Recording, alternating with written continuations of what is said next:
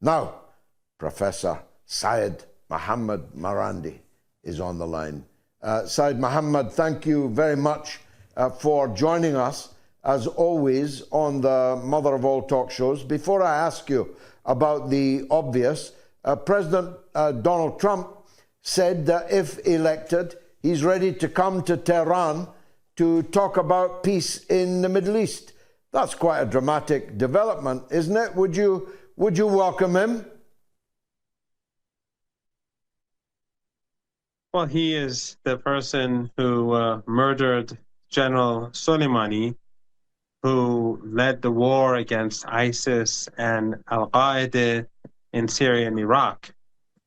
And I don't think anyone in Iran is ever going to forget what he's done to the Iranian people and the threats that he made and the maximum pressure sanctions that he's imposed upon the nation to crush the economy, to harm children, to kill people, basically. So I don't think anyone is going to welcome him or Harris in Tehran. Harris, of course, is a part of an administration that's carrying out a Holocaust in Gaza. There's a conspiracy of silence in the Western media as Palestinians in northern Gaza are being wiped out by the Israeli regime. So I don't think either of the two presidential candidates will be welcome in Iran if one of them becomes president. But if the United States chooses to change its behavior towards Iran, obviously Iran will take note of that.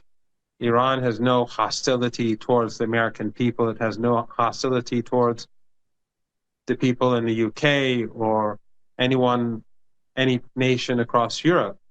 Iran's problem has been imperialism, colonialism, hegemony, and of course, apartheid and ethnic cleansing in Palestine. I think the biggest problem with Trump is that he's impulsive. One day he says one thing, the next day he says another. But I think the reality on the ground is changing.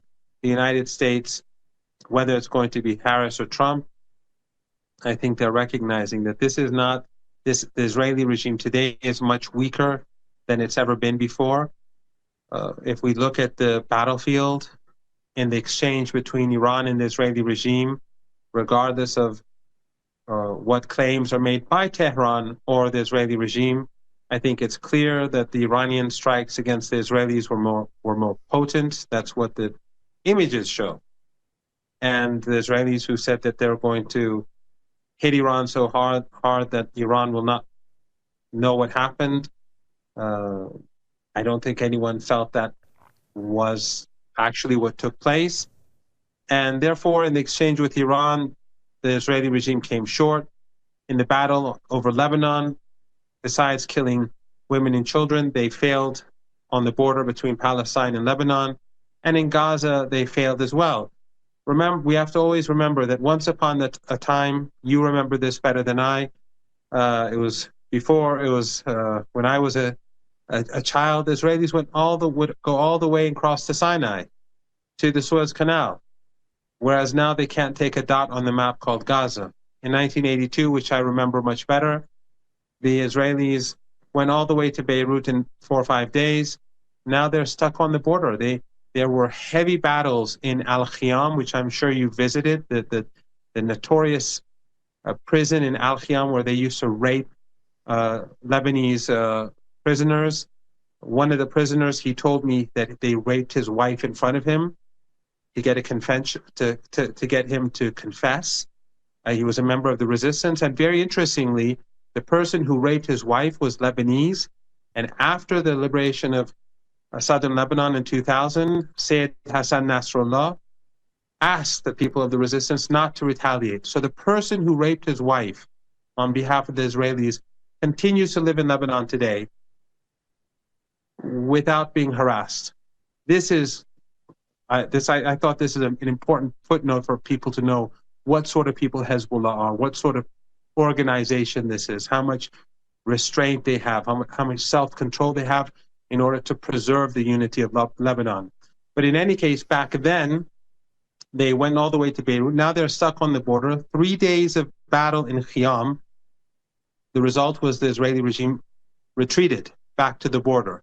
So this is not the Israeli regime of 2-3 decades past, and the resistance today is much stronger. And I think the United States recognizes this. Although I have no illusions about the regime in Washington, I do not think they've learned any lessons, but I think they're beginning to understand that the situation in Palestine, like in Ukraine, is not going well. Now, Professor, you and others have been predicting the now long-awaited Iranian response. When will we see it, and what form is it likely to take in your view? I don't know about the date. I don't think it's far off, but I think, George, that it's going to be probably more consequential than the previous strike because of what the leader said, what Ayatollah Khamenei said. My understanding is that it's going to be more painful for the regime. I don't know in what way, but from the wording in his speech, that is my understanding. And as you know, the Iranians have a legitimate right to strike. The Israeli regime carried out aggression, even though it did fail by and large. They were not able to destroy anything significant in Iran. They damaged a number of radar bits and pieces of radar installations, but they weren't able to cause the sort of damage that they were claiming to do. But still, it was an act of aggression. And since the Israelis initiated this conflict, they began with the bombing of the embassy. Iran responded to that. Then they murdered Ismail Haniyeh. He was martyred in Tehran when he was a guest of the president. And then Iran responded to that. So the Israeli attack on Iran was another escalation. And Iran will respond to that escalation to create deterrence so that the regime learns not to do this again. The Israeli regime has the full support of the West, George. When the Iranians know quite well, when the Americans and the Europeans allow the regime to carry out genocide, to carry out a Holocaust in Gaza, and to exterminate the Palestinians in northern Gaza as we speak, they're not going to force him to refrain from attacking Iran. And so the Iranians know that if they do not strike the Israeli regime, that will only encourage Netanyahu. He will see it as a sign of weakness. It will only encourage him to strike Iran again in future. So Iran feels that it has to hit the regime hard, both to punish it, to create deterrence, but also to strengthen the resistance that is fighting this regime in Gaza and in Lebanon. Well, the president of Iran said that he called on Netanyahu to stop the war, to accept the ceasefire, and the Iranian response would not be as painful as it was going to be. That, I presume, has fallen on deaf ears. In fact, the Israeli cabinet has already decided upon a fourth attack on Iran in response to a rocket fired by a third party in Lebanon. So we're a long way short of deterrence. I suppose what some of the audience will be asking, why doesn't Iran hit them so hard that they will never attack Iran again, and hit them so hard that they'll have to stop slaughtering the women and children in the north of Gaza? If you have the capability of doing that, why not use it? Well, I think that Operation True Promise 3, the upcoming operation, will, as I said earlier, be very harsh. And what President Pezeshkian said was basically to show the international community and the global majority in particular, not the West. The West is very much in bed with the Zionist regime. But to show the global majority and the people of the region that our priority is to end the genocide. And if the Israeli regime and we know they're not going to accept, but if they accept the terms set by Hamas and the terms that the Americans themselves put forward months ago, if they accept that will have an impact. If there is a ceasefire in Lebanon, in Gaza, that will have an impact. It won't stop Iran's retaliation, but it will have an impact. But if they don't, then the Iranian response will be much more severe. So I think Iran is speaking to the global majority. Also, I think that Iran is escalating. If you compare True Promise 1 with True Promise 2, and what I think will be coming shortly, I think we are seeing Iran escalating. But Iran also wants to make sure that countries across the world, which are focused on the Israeli regime, that they do not start criticizing Iran. Because you know very well how the Americans and the Europeans, their best weapon has always been media manipulation, and soft power. And Iran doesn't want to give them the opportunity to turn the tables and suddenly blame the resistance. So if Iran, out of the blue, hit the Israeli regime extremely hard, let's say, during Operation True Promise 1 or 2, then some countries may have turned around and said, you're escalating. So Iran has gradually been hitting harder, but I think that this time around, the Israelis will be hit even harder than last time, and I think it will have an impact. George, I think your listeners and viewers also have to keep in mind that the defense capabilities in Gaza, in Lebanon, in Yemen, in Syria, in Iraq, these are all being funded and supported by Iran. It's not just about missiles. As we speak, Gaza, they've been able to resist for over a year because of Iran's support. As we speak, Iran continues to support Gaza. As we speak, Iran continues to support the resistance across the board. So it's basically Iran and this axis of resistance against 40 Western regimes.